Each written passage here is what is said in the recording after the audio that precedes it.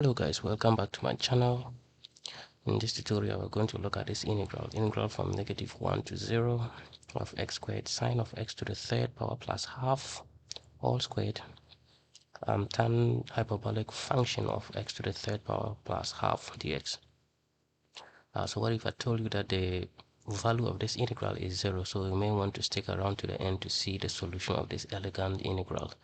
So let's solve this integral. So we can start off by using a u-sub. So we can let u to be equal to x to the third power plus 1/2. And we can have du dx to be equal to 3x squared, or du over 3 is equals to x to the second power dx. What about the change in limits? When x is equals to -1, u will be equal to -1 to the third power plus 1/2, which is equals to -1 plus half, which is -half. What about when x is equal to 0? U will be equal to 0 to the third power plus 1/2, and that will be equal to 1/2. So the limits will change from -half to +half. So we can rearrange our integral. So we now have integral from -1 to 0 of sine of x to the third power plus 1/2 all this squared tan hyperbolic function of x to the third power plus half. Then I'll bring the x squared dx here. So in place of x squared dx, I can replace that with du.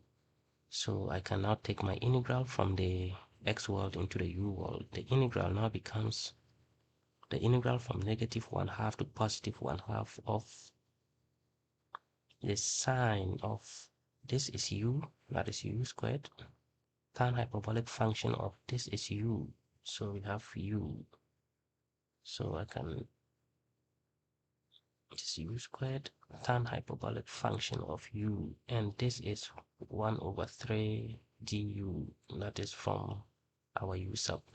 So 1/3 is a constant, can come in front, and integral from -1/2 to +1/2 of sine of u squared tan hyperbolic function of u du.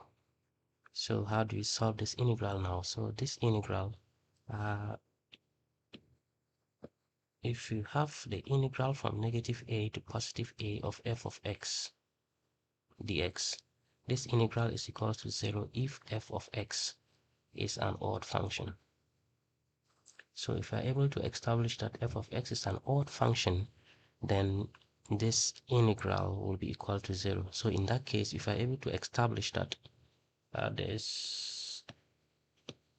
if you're able to establish that our f of x, let's say, which is sine of x squared times tan hyperbolic function of x, if we are able to establish that this is an odd function, then our integral will be equal to 0 because our limits are symmetric, that is from -half to +1/2.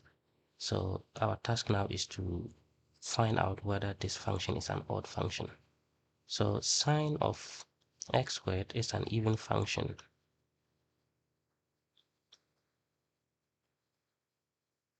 It's an even function because f of -x is equals to